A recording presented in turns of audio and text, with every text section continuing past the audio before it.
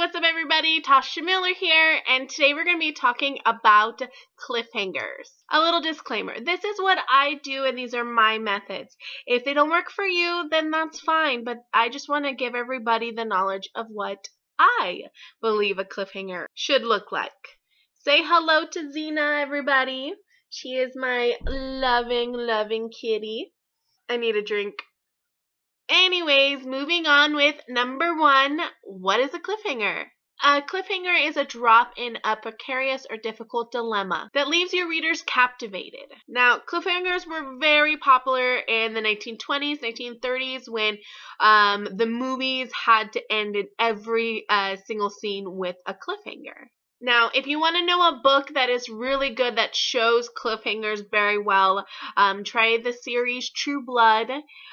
They end every single chapter in a cliffhanger, and it is a very popular book and TV show. Now for the big question, number 2, how do I make a cliffhanger? It's pretty easy. Make some type of struggle or drama for your protagonist and then drop them right in the time of need.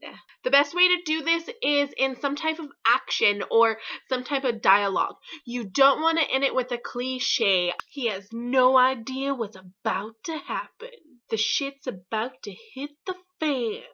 Those type of things just take the reader out of the story. From everything that they just read, and all of a sudden they're like, what? They're not drawn into the story with those type of things because you're addressing the reader. The reader wants to dive into your book, not get pulled out of the water every 5 seconds. So here's some examples. For action, a zombie just broke through the window and grabbed your daughter's arm. That right there, you stop it right there, and the readers are like, oh my gosh, what the heck is going to happen? Is he going to get the daughter? Not the daughter! Or for mystery, a detective just saw a clue that can tie everything together. Or for romance, your protagonist is waiting outside of her parents' door and she hears their conversation of signing her up for an arranged marriage. Now, that's a softer cliffhanger. It doesn't have to be your protagonist hanging on the edge of a cliff about to die. Is anyone gonna save him? It could be something small like that, something an epic moment, some type of emotional moment, a shocking revelation. Number 3. Why do I need to use a cliffhanger? The basic reasons are to let your readers have more fun with your writing and to keep them interested, to keep them reading on. Because we all like drama, we all like struggle. And reading allows us to tap into our adrenaline junkie side and not having to risk our lives and jump out of a plane. Number 4, when should I use a cliffhanger? So every writer's different. Some people really like to use it after every single chapter, and some people like to scatter out every 3 chapters or so, then they put a cliffhanger. You really have to ask yourself, what is your novel trying to portray?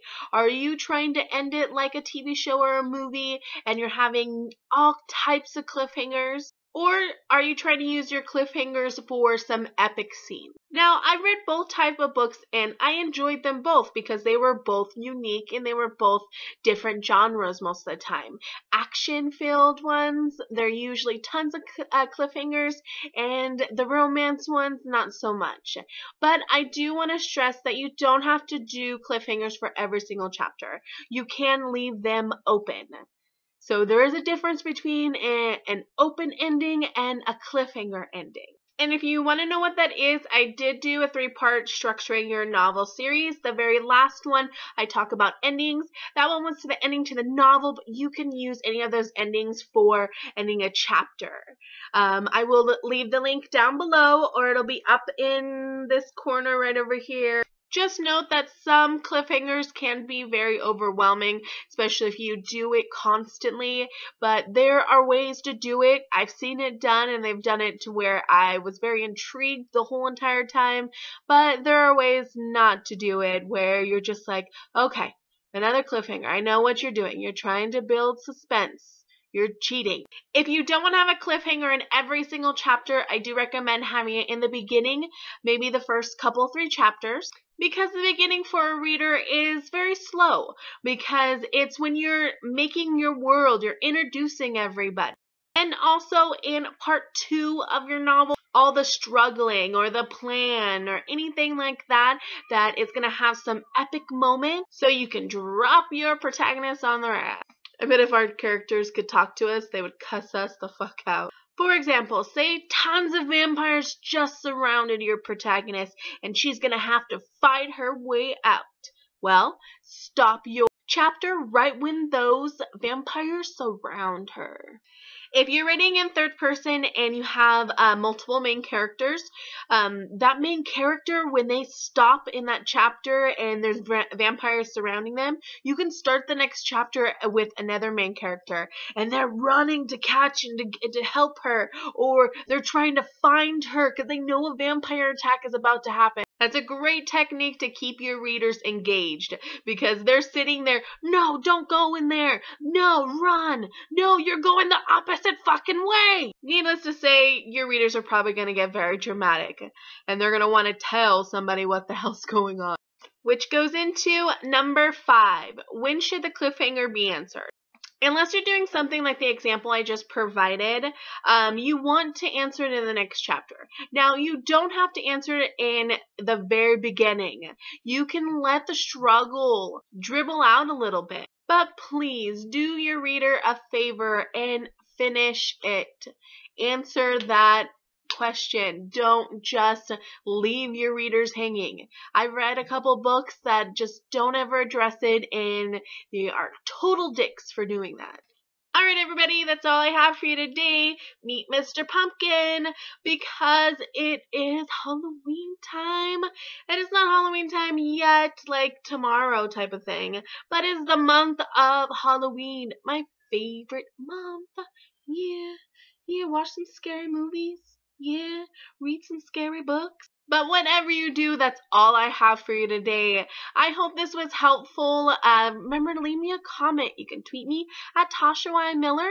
You can go on my Tumblr, Tasha Y. Miller. You can even email me on my website. It's those 3 W's, TashaYMiller.com. And I am so excited to say that I have reached 2,000 subscribers. What the heck is going on? I absolutely adore each and every one of you. Thank you so much. And for all of your guys' support, I do want to give you guys... Okay, Zena, calm down. I do want to give you guys some type of gift. I'm gonna give you guys 10 free books. They are just gonna be random awesome books. I'm usually going for science fiction, romance, something like that, but just definitely leave me a comment down below and you'll be in the drawing. All you have to do is you have to be subscribed to me, of course, right? And then you just leave a comment down below, and this can be for anybody because I love all of you. Thank you so much. Say bye, Zena. Writing for a dream is not what it seems, for choosing one theme isn't true to the scene of